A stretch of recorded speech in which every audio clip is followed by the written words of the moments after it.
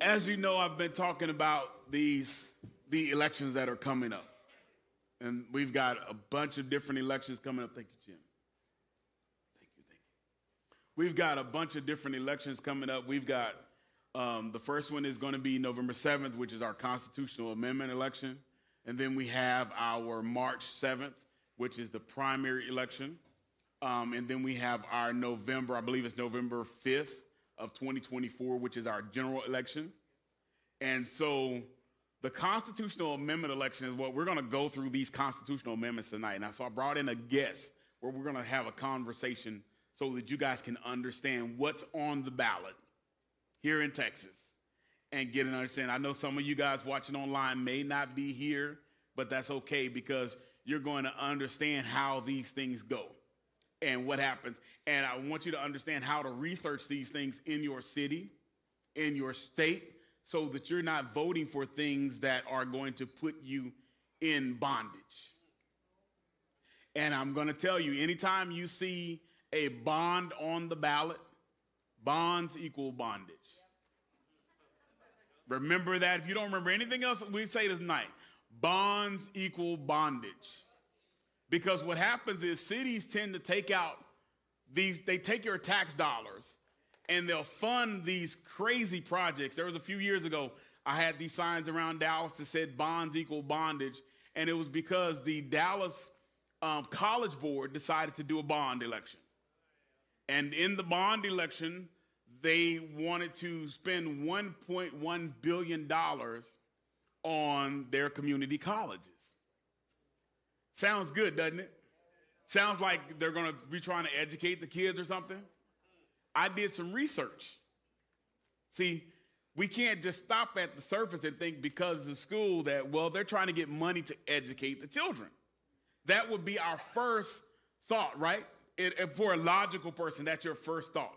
They're trying to get more money so that they can make sure children are more educated. That wasn't the case. So and you couldn't find it on the surface. You had to dig deep into reading through. It was like 28, 29 pages of information. And at the end of the day, what it came down to was they wanted this $1.1 billion to acquire another piece of property that was next to a current school that they have that didn't have enough students in it already. And they wanted to do some upgrades to the school. And the upgrades were they wanted to add marble floors and marble columns. What does marble floors and marble columns have to do with education? Most of those students probably don't even know the difference between marble and granite.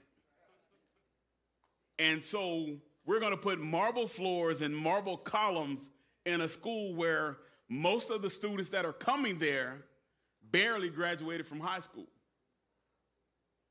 Because it is no secret that those of us that are informed, we recognize that most of the students that are graduating, they're graduating and they can't read or do basic math above a third grade level. But they're graduating after spending 12 years in school and can't read above a third grade reading level. They can't do math above a third grade reading level. I can't even remember what kind of math I was working on in third grade. That's been a little while ago. But I can't imagine being further along in life and not being able to do a certain level of math.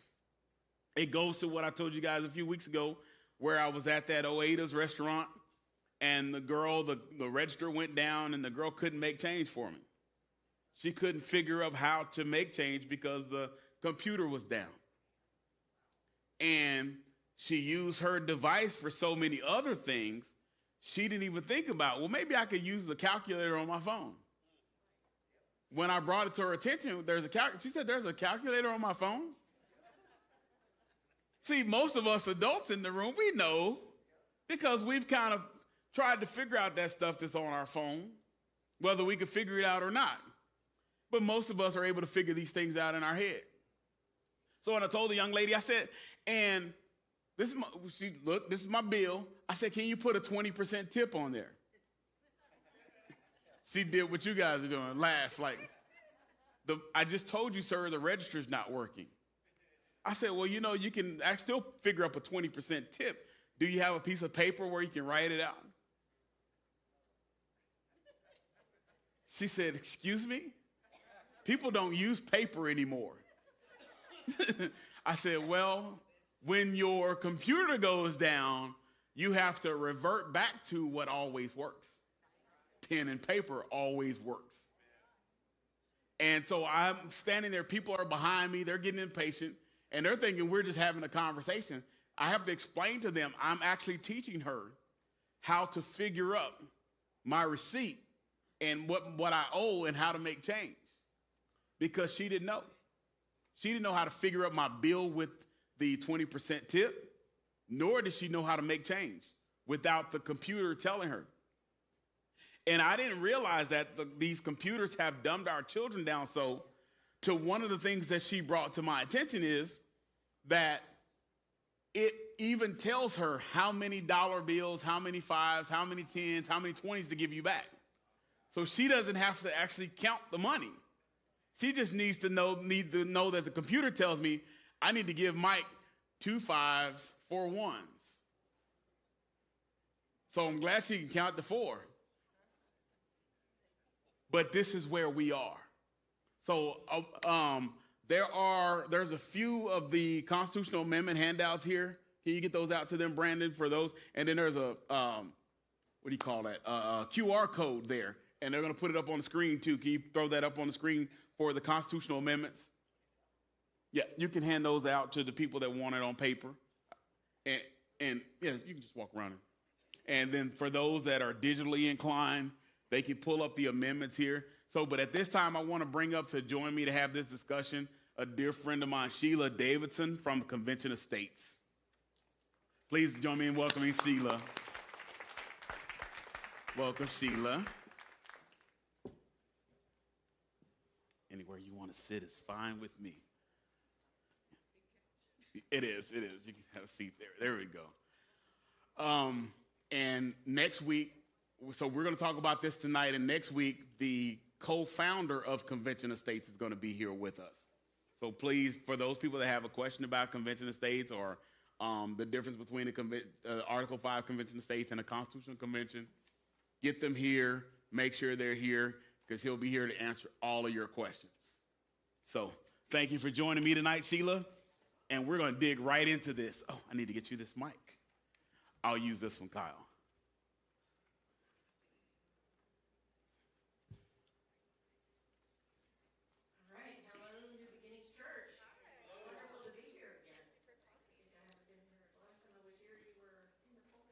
Okay. Awesome. Well, thank you. I'm glad you took the time, and you guys have worked so diligently on this, and I've gone through it time and time again, and amendments just bother me. They just do.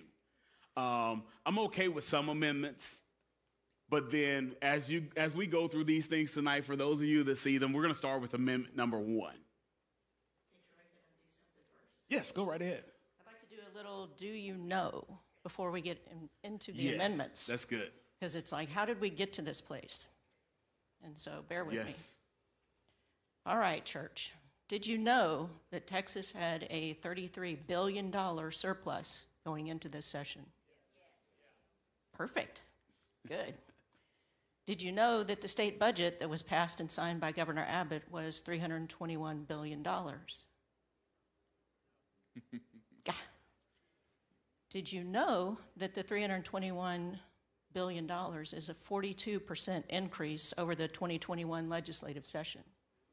$69 billion more than 2021.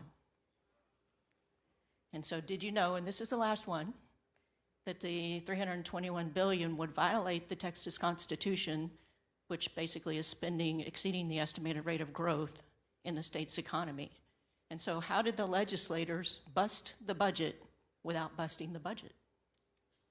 They're transferring the fiduciary responsibility to we the people. And that's what these amendments are about.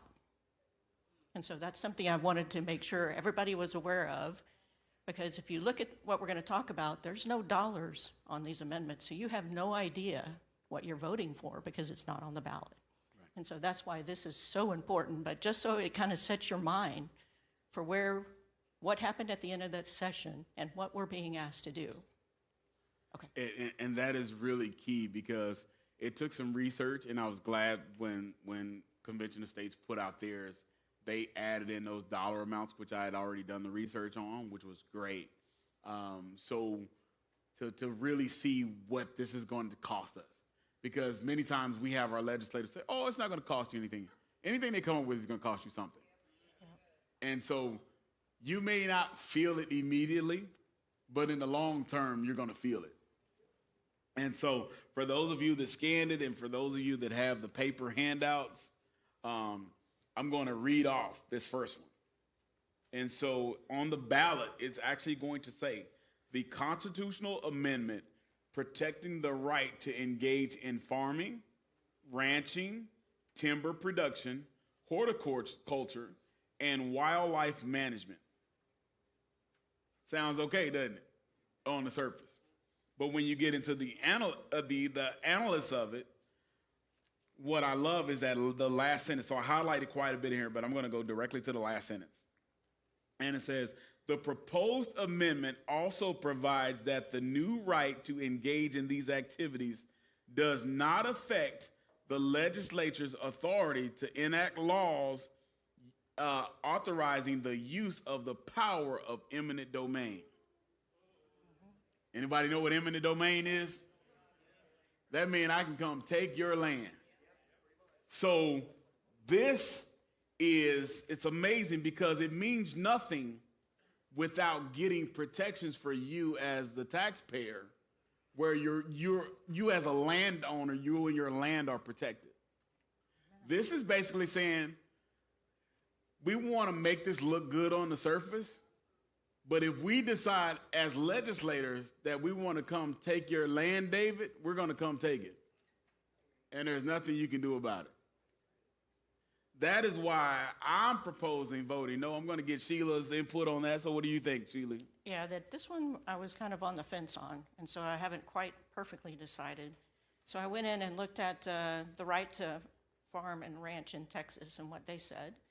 And so they're saying it protects the everyday practices used on all Texas farms, protects the public from any actual danger, protects animal health and welfare, protects crops from diseases and pests, and protects water, fish, wildlife. So it kind of is that kind of feel-good kind of thing. But whenever you look down to it, it's very specific, and so I'm inclining to do no until I see further data. And that was my concern because they made it sound really good. But then when I saw the eminent domain matter in here, that's a deal breaker for me at all turns because I believe in protecting property rights. God believes in it. I believe in it. Our founding fathers believed in protecting property rights. So why would we allow our legislators to make the decision to take away our property rights? It's not going to happen, not on my watch. Right, and so just for an additional 2 data points, that we looked at Texans for Fiscal Responsibility and True Texas Project, and both of those are for the amendment. And so what they're saying is we recommend voting in favor of the amendment to further protect and enshrine private property rights into the Texas Constitution. So again, it just means that I think it all behooves us to go and dig a little bit deeper and make sure that we understand this one, because it's like, the first question should be, why are we even putting this in the Constitution? Yes. Why is this even in there? So there's something about it. Is it a lobbyist? Is it a situation that happened? So it's just like, why are we even having to vote on this? So whenever you see something like that, it's automatically a flag to go a little bit deeper. And so that's what we're here doing, is sharing information so that you guys can make the best educated decision when you're in the voting booth. And if you notice on the last pages of this, there are resources where you can go and click on those links and go to those websites so that you can dig in deeper. I'm giving you my thoughts from my analysis tonight, and I'm going to have Sheila give you her thoughts from her analysis. But I want you to do your own diligence. Do your own diligence. Because one of the things that you guys hear me say week after week is what the Bible says. Study to show yourself approved. A workman that needeth not to be ashamed, rightly dividing the word of truth. And what I always say is that doesn't only pertain to the Bible. every decision that you're making in your life, you should study and test it against the Word of God. And if there is anything that comes up questionable, run from it. This number 2 proposition. Me and these glasses trying to get the best of me. The constitutional amendment authorizing a local exemption from ad valorem taxation by a county or municipality of all or part of the appraised value of real property used to operate a child care facility. Sounds good, huh? Till you get into this. Then it says the analysis is Texas Constitution to authorize the governing body of a county or municipality to exempt from ad valorem taxation all or part of the appraised. And so that first phrase, to exempt, and then let's look down. If you go down to the second half of where the resolution authorizes the governing body of the county or municipality to adopt the exemption as a percentage of the appraised value of the property, provided that the percentage adopted by the governing body is not less than 50%. That's one of those little questionable clauses. So there are Texas for Fiscal Responsibility. They oppose this True Texas project. And one of the things that's questionable for me is Methodist Healthcare Ministries. They are in favor of it. Texas Restaurant Association is in favor of it. And my former senator, Senator Royce West, is in favor of it. That's one of the biggest red flags for me, just having his name on it. So anything that has his name on it tells me not to support it, because he's always got an ulterior motive and agenda, and him or somebody in his family, just like our president's family, is going to benefit from this tremendously, way more than we are. But they will sell their people on how great this is. But I want you to understand there's always a hidden agenda. And I want you to look at that House sponsor, guy by the name of James Tallarico. And this is not necessarily a character attack, but I want you to understand something. James was a House rep in Williamson County. During redistricting that just happened, he was redistricted out of his district. He then moved to Travis County to run for this seat. Who moves to run for a seat that pays, what, $400 a month during session only? Session is 140 days. Session runs January, February, March, April, May. Once every 2 years. So you make maybe $500 a month for 5 months, every 2 years, and you're willing to sell your house in one district and up and relocate to another district. I don't know about you, but for me, that doesn't pass the smell test. So anything you come up with is questionable for me at best. So what are your thoughts, Sheila? Yeah, that I'm a hard against on Yes. this. To me, it's picking winners and losers. It's just like, why childcare? And to me, it seems like it's one of those things that it's something, it yanks at your heart. Yes. Of which I think you're going to see a consistent pattern as we go through these amendments, that it's something that something has recently happened. And so I think what they're talking about previously is that there's going to be, I think the COVID healthcare money or child care money is running out. So I believe that this is another reason that they're trying to put this in there to help the child care. If it had been something where they would give tax credits to the parents to help them pay for this, but this is actually going to the facility itself. And so there's no guarantee in my mind that tax exemption would actually be passed on to the parents. And so to me, this is absolute hard no. And the wording is pretty clear. It doesn't even leave room for there to be an exemption for the parent. Right. It's only for the child care facility. Right. So the third one and this is how they're going to be on your ballot. The constitutional amendment prohibiting, I'm always skeptical when I see that word, but it works for this one. Prohibiting the imposition of an individual wealth or net tax, including a tax on the difference between the assets and liabilities of an individual or family. And I've talked to some people and they say, well, I'm not wealthy, so it doesn't matter to me. You don't have to be wealthy. Wealth tax hits everybody. You know, people like to look at the name of it and say, well, I'm not wealthy, so that's not going to affect me. Yes, it is. And so it amends by adding Section 25 of the Constitution, which would prohibit the imposition of the wealth tax. It says, including a tax based on the difference between assets and liabilities of an individual family. Does that make sense to you guys? So I like the fact that they're trying to prohibit the imposition of an individual wealth or net worth tax, because we're already overtaxed, so we don't need them adding any other taxes. So this is probably one of the ones that I would have to say I could be in favor of, because it's prohibiting another new tax. And we don't need another new tax. So say, for instance, you're sitting here tonight or you're watching online and you say, well, I'm not wealthy. Well, we know that we serve a big God. This is going to be a year, we don't know what God's going to do in this year.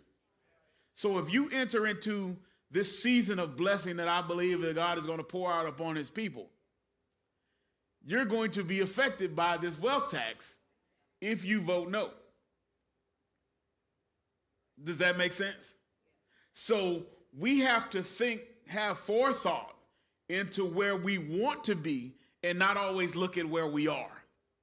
Because you are not where you're going and you are not where God is calling you to. So you have to prepare yourself for where God is calling you to. So if you make decisions today based upon where you are, when you get where God has predestined you to be, you may prohibit your growth and your development in doing many things that you want to do in that season of life because of a decision that you made in this season of life. So don't allow that decision to prohibit what you would want to see and how you want to grow and prosper in the next season of life. Sheila. Yeah, I totally agree that I like what True Texas Project said, that it's a wealth tax would be a tax on our success. And how I look at that is as the blessings that the Father gives us. Amen. And so it's just like, it's a hard, it's always interesting when it says prohibit something, so you have to watch very closely. Yes. And so this one is absolute for me. Yes, I'm absolutely for this one. So number 4, the constitutional amendment to authorize the legislature to establish a temporary, I'm always skeptical about anything temporary, limit on the maximum appraised value of real property other than a residence homestead for ad valorem tax purposes, to increase the amount of the exemption from ad valorem taxation by a school district applicable to residence homesteads from $40,000 to $100,000, to adjust the amount of the limitation on school district ad valorem taxes imposed on the residence homesteads of the elderly or disabled to reflect increases in certain exemption amounts, to exert certain appropriations to pay for ad valorem tax relief from the constitutional limitation on the rate of growth appropriations, and to authorize the legislature to provide a 4-year term of office for a member of the board of directors of certain appraisal districts. So I've got multiple issues there. First of all, you want to, it's temporary. Then you're looking at other than a residence homestead. That's another one of the issues, one of the things I take issues with. And then I want to know, why did we just come up with the from 40 to 100,000? What created What created that? See, these are questions that we have to ask when we're looking at these things. And then when I'm looking at, you're talking about adjusting the amount limitation on school districts. School districts are already taxing us out of our homes with the maintenance and operation taxes. You get your home property tax bill and you see that thing on there called M&O tax. That's called maintenance and operation. Some of you don't have kids in school, and you're paying maintenance and operations on the. And think about this: did you get a rebate during COVID when kids weren't in school? They still took your money for maintenance and operation of schools that were closed. Where did that money go? Anybody know?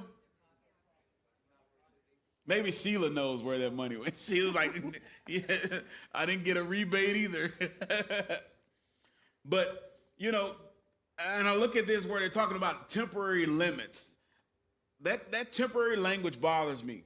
And then the bigger thing for those of you that have been following Texas politics is the fact that one of the people that, and I've talked about, one of the organizations that supports this is the Texas Realtors Association.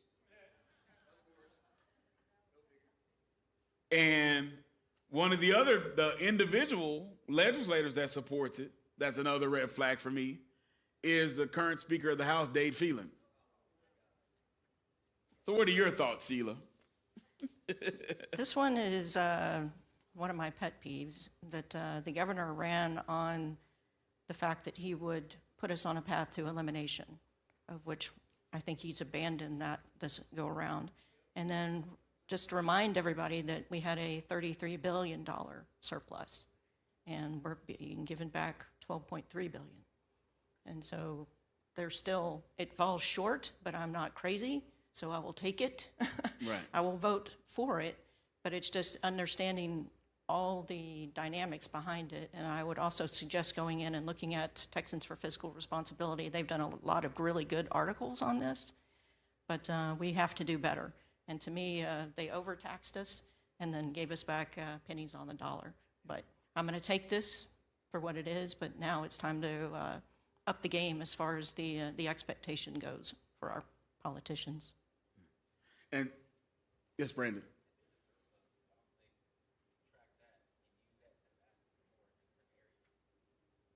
That is a good question for the governor. What his question was is, if we have a budget surplus, why isn't our state government using that instead of asking for more in other certain areas? And that is a great question, and you guys can email Governor Greg Abbott and ask him. And, or your legislator. Yeah, or your legislator. If you don't know who your legislator is, I can walk you through how to find out who those people are and get their emails so that you can email them. Because I think it's best in those situations for those types of questions to get a direct answer from your direct representative so that you have a better understanding of where they actually stand so that you know whether you should reelect them or not. Does that make sense? Because now when you have a direct answer from them, they can't come back to you at election time and say, well, I don't stand for that. Why? Because now you have an email trail from them. Well, you emailed me when it wasn't time for me to vote for you, and you said this is where you stood. So what's changed your mind? I can tell you what's changed their mind. I need your vote. Now that I need your vote, my mind has changed until I get your vote. Once I get your vote and I'm back in office, my mind changes back to what my mind really is. So this was one that, for me, myself, so Sheila's going to vote yes on this, but for me, I'm voting no because it's temporary. I'm not big on temporary stuff. If you're going to do something, do it. If you're, and what I find is when our government tends to do temporary stuff, it's because there's another agenda in what they're doing. That's why they make it temporary. And I have an issue with that because it's almost like there's a back door to funnel this $12 billion price tag on that somewhere else other than that's why it's temporary. So, because normally what you'll find historically, something that's temporary is something where they have earmarks on the back end of it.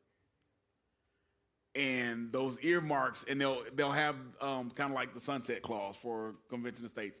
They'll have earmarks that have end dates on them, where the money goes back into surplus, and then they can turn around and use it for something, and you think they used it for what you voted for, and then you find out, no, it didn't get used for that. Excuse me.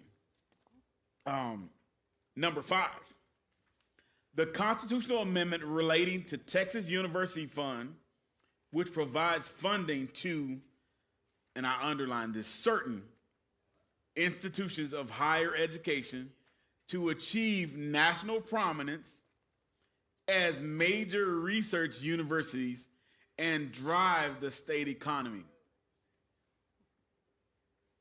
Why only certain? Who gets to choose who the certain are? Do the taxpayers get to vote to determine who the certain universities are? I'm pretty sure that's not how this works. So, what are your thoughts, Sheila? So the research that I've done is, well, for the universities, there's what's called a permanent university fund that funds the University of Texas and Texas A&M. So I think what they're trying to do with this is it's called the Texas University Fund. There's 4 schools, 4 colleges. University of Houston, I'm a graduate, Texas Tech, Texas State, and University of North Texas. And they have very specific things that they would be given these funds for. For U of H, it's affordable health care and drug discovery and development. For Texas Tech and Texas State, it's research accelerators. And for University of North Texas, it's a research hub for plant science, renewable energy, and computational research.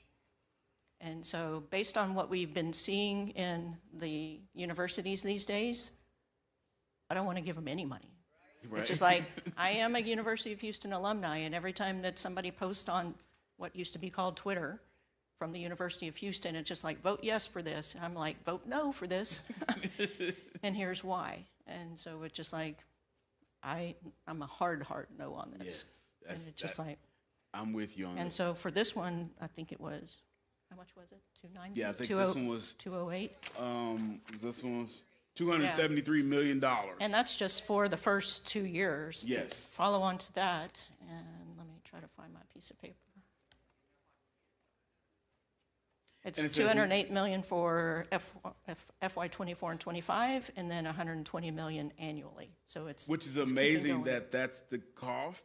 But then here it says not to exceed $100 million per state fiscal year. Can anybody figure out how $273 million exceeds that when it's set for a 2-year? And the further you look into it, the fuzzier it gets. Yeah, And it's so, just a few red flags here and there. and so this is definitely one of the ones that is a fund. And so, like Pastor Troy said, it's just like bond. And so you see the word fund, that's what you need to watch for. Yes. Proposition number 6, the constitutional amendment creating the Texas Water Fund to assist in financing water projects in this state. So I called some ranchers that I know, because I know quite a few ranchers, just to kind of get some feedback from them. And they had the same problem that I had with it. This is another one of those eminent domain type of situations. You're setting yourself up to have your property taken away from you in the name of water rights. We have people over here that need your water, so we're going to take your land from you to give them water. How does that work if I bought the land? That these things, it's taxpayer big money to steal from farms and ranches. And this is a $1 billion price tag on this. 1 billion with a B. Yeah, they actually were asking for 5. Yes, And got the 1. I saw that. And so it got lowered to the 1 billion, but they were asking for the 5 billion in the initial bill. $5 billion of your taxpayer dollars to steal from ranchers and farmers. So I'm a hard no on this. Where are you on this one, Sheila? I am definitely a hard no on this. To me, this is growing government. And it's just like, we'll get to that on the next topic, but we've seen how messed up government and politicians are for our electric grid. This is just giving them another doorway to now start interfering in the water. And so to me, this should have been in the original numbers. This should never even been coming before us to vote. Something else, 1 billion out of what they already had in needed to come out, and this needed to go in.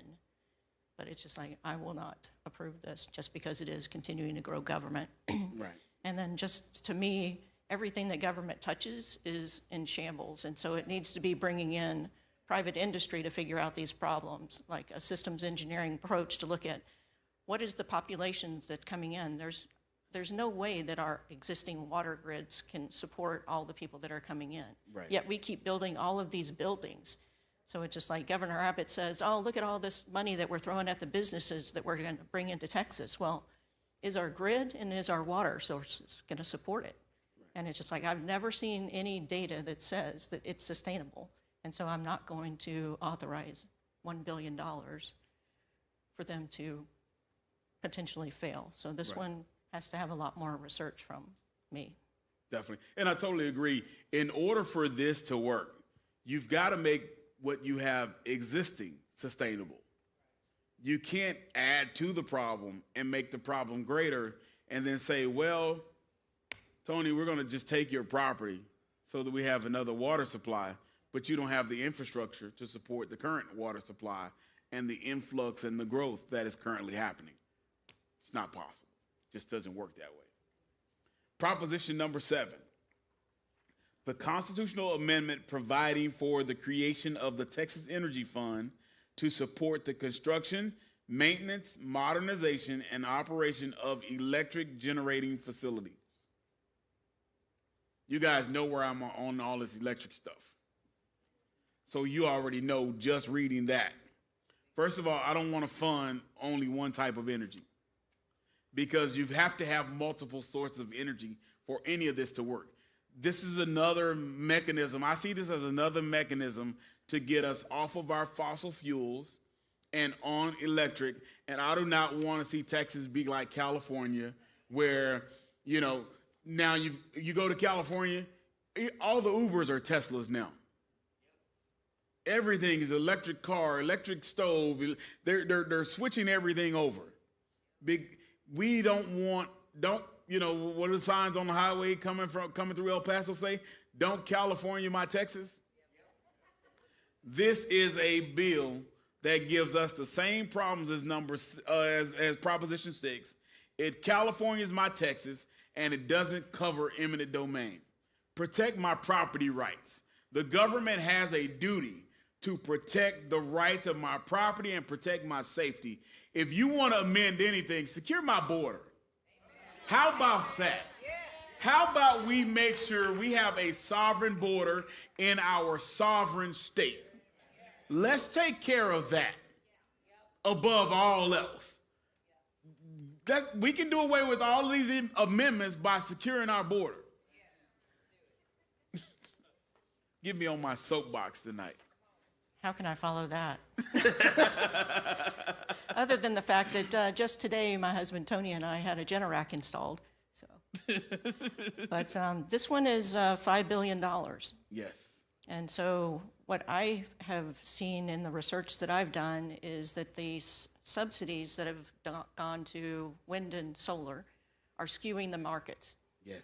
And so it's just like, we're tired of the skewing of the markets. It needs to get government out of the grids and let the free market perform. And so, yeah, hard no, hard against on that one. And it's $5 billion that if we say no, that goes back into our surplus. Proposition number 8. I'm going to try to run through these others pretty quick for the sake of time. The constitutional amendment creating the Broadband Infrastructure Fund to expand high-speed broadband access and assist in the financing of connectivity projects. So it sounds good, doesn't it? I'm going to tell you what the problem is with this. This puts the government in control of your broadband access. We go through all this. We want to have people having more access to the internet and all of this. The way to do that is to allow private companies to compete to make this happen. Let the private companies fund this. Why do we need our taxpayer dollars to fund?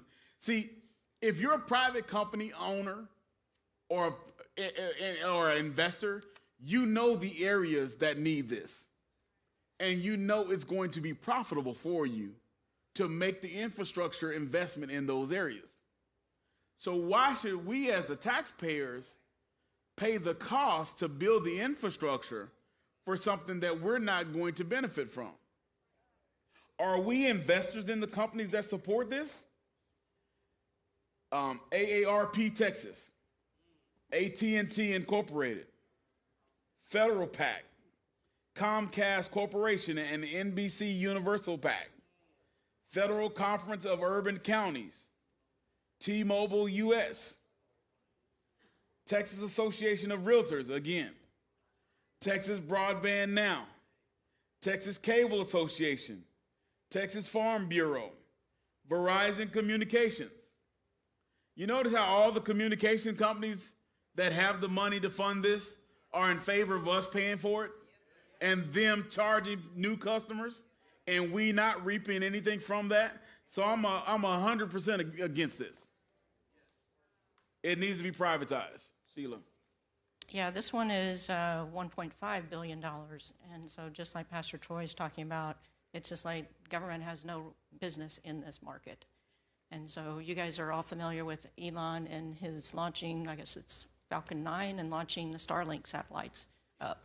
And so it's just like if we can provide internet capability to third world countries, then let the free market do it. Right. It's just like Elon's already investing his own money to do it. Let's let him go.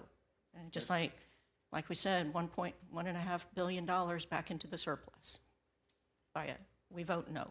Yes, definitely no. Definite no. Number 9, the constitutional amendment authorizing the 88th legislature to provide a cost of living adjustment to certain, there's that word again, annuitants of the teacher retirement system of Texas.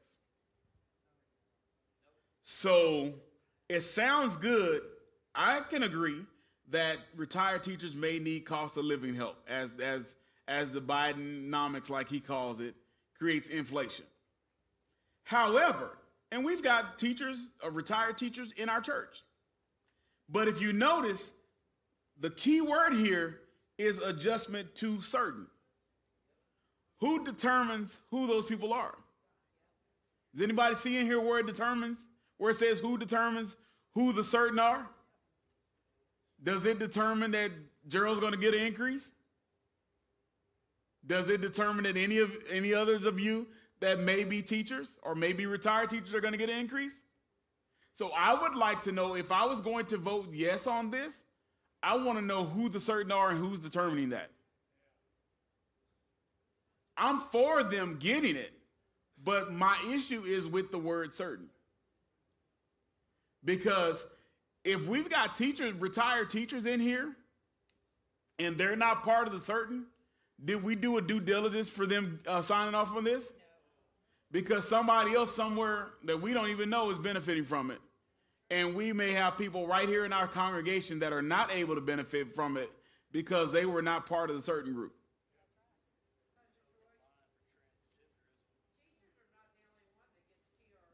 Right. Well, and that's the other thing on here. So it has on here school administrators, Texas Association of School Boards, TASB. There's, what is this? Raise Your Hands, Texas. These are in favor of this. And so, and I agree that teachers are not the only ones, but like I said, my only issue with the wording here is certain. So you put the certain in here that for people that are in the teacher retirement system, are you making the certain the school board administrators, the superintendents? which you're going to have retired teachers thinking they're going to get a cost of living increase, but it ended up going to the superintendents that made $500,000 a year. So that's where I take issue with this, with the language, because I feel like the people that need it are not going to be the people that are going to get it. So it sounds good on the surface, but everything I see in here in this language says that the people that need it are not going to be the people that are going to receive it. My issue is I want the people that need it to be the people to receive it, not the people that retired and are still getting a $200,000 a year pension. But you have a teacher that retired and they're getting $30,000 or $40,000, but yet here this retired person, they retired and they're getting a $180,000 pension. Is that just? See, Democrats use fair. I call is it just, because the Bible talks about what's just. So remember what I said about us using biblical language. So we have to look at it what's just, not what's fair, what's just. Sheila. Okay, so this one is $5 billion. And so let me start out by the fact that I love and appreciate teachers. My issue with this one is it just picks out teachers. It does. I think there's a whole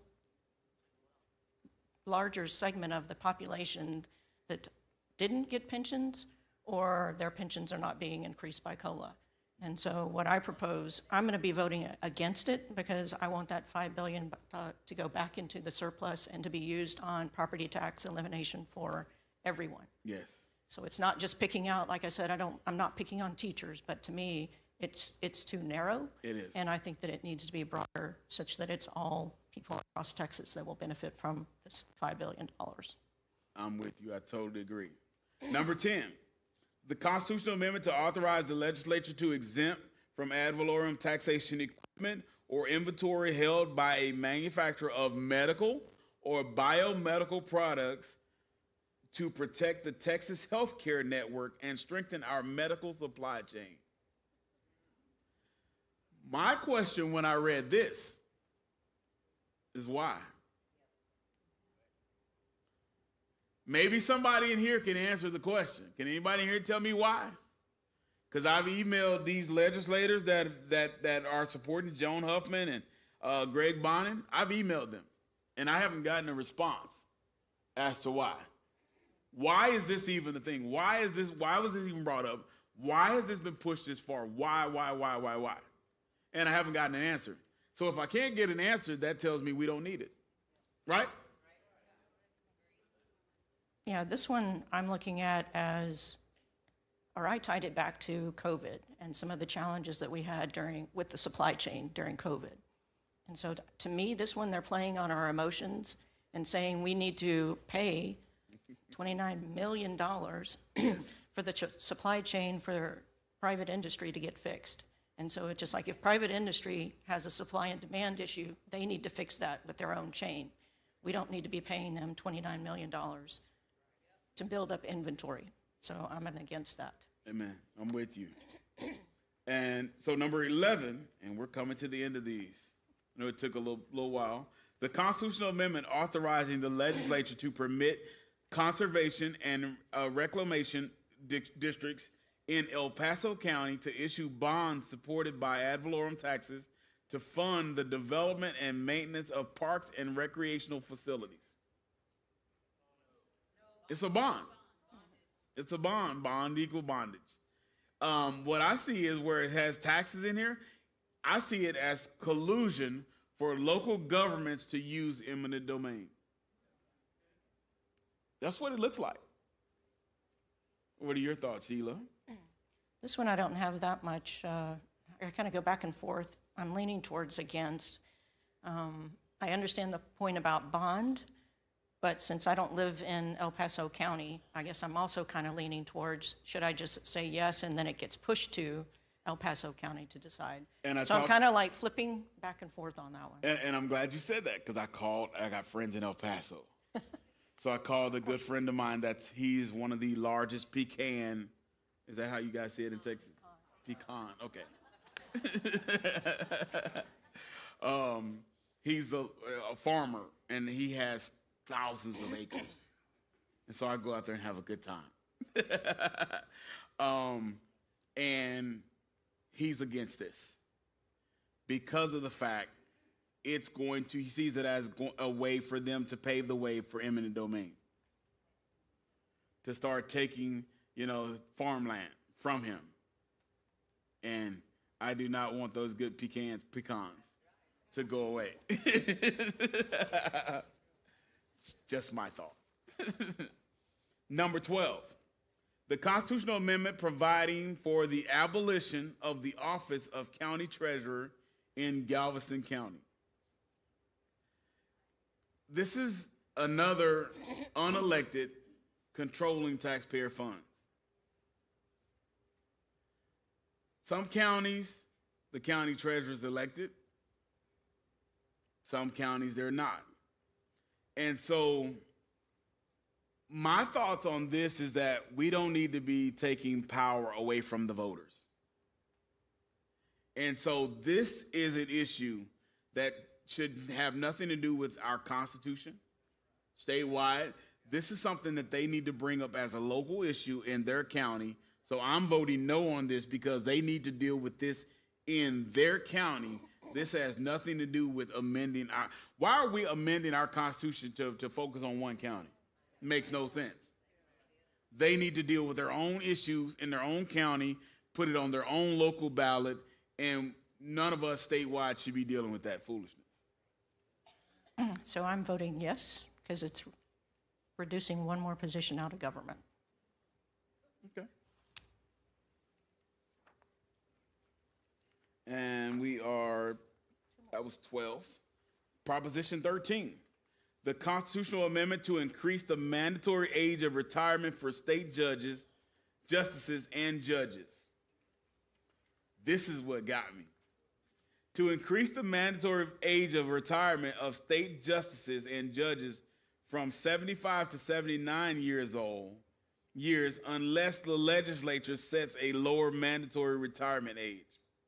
The proposed amendment also increases the lowest age the legislature may prescribe from 70 to 75 years of age. I don't see the relevance of this. So it has a bad smell to me. And most of the time, what's that old saying that the old people used to say, if it looked like a duck, quack like a duck, it might be a duck. This smells bad to me. What's the problem? What judges are we trying to keep? And what are they doing that's benefiting some but not others? That's fighting to keep them in office by increasing the age limit.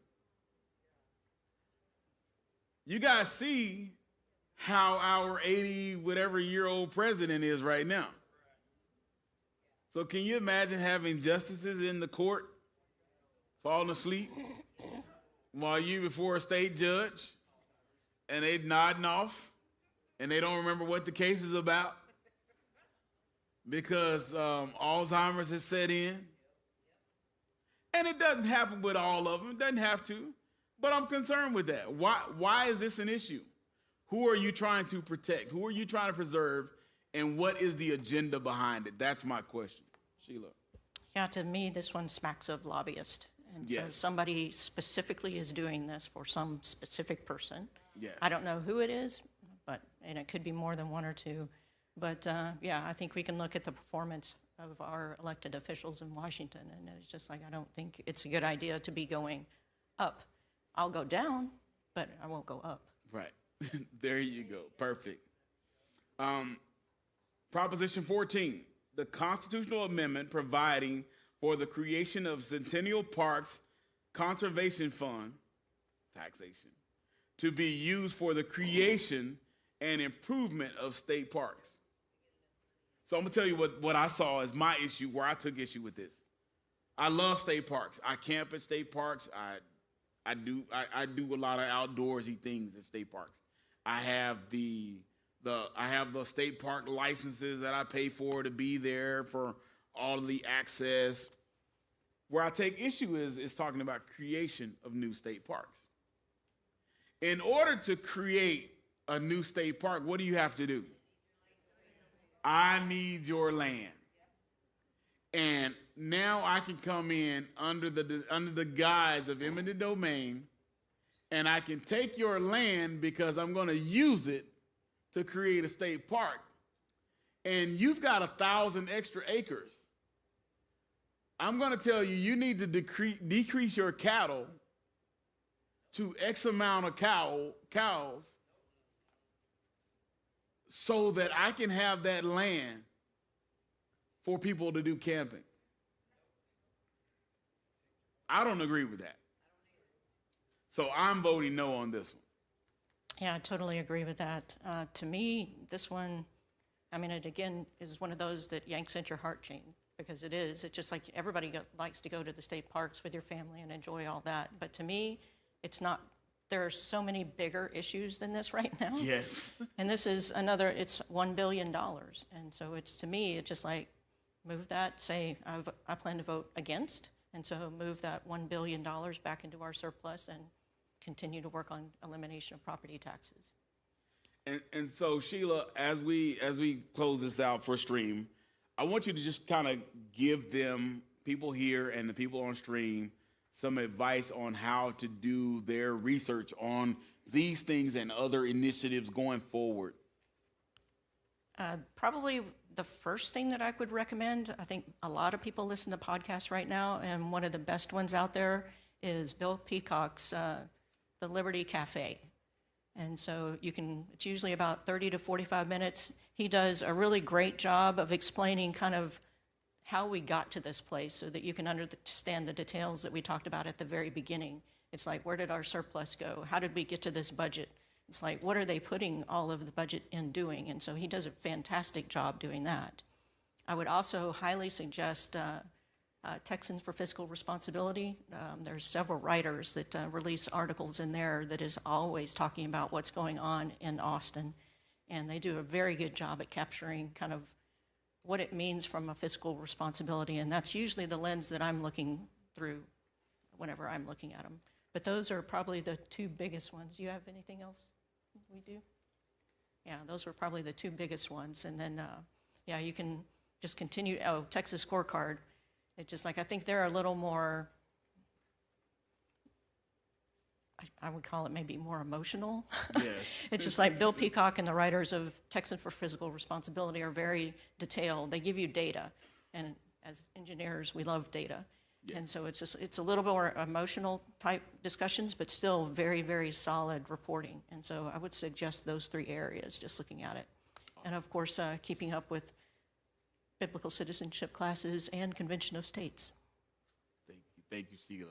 Thank you for joining us tonight. Stream family, thank you guys for tuning in.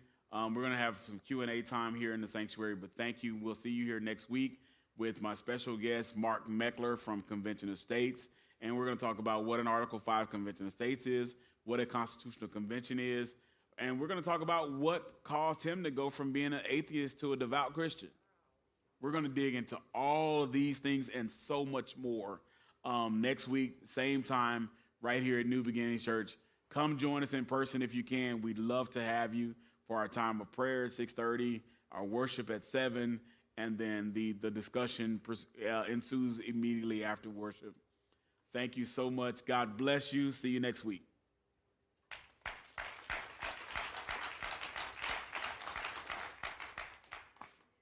And to your questions, yes, ma'am.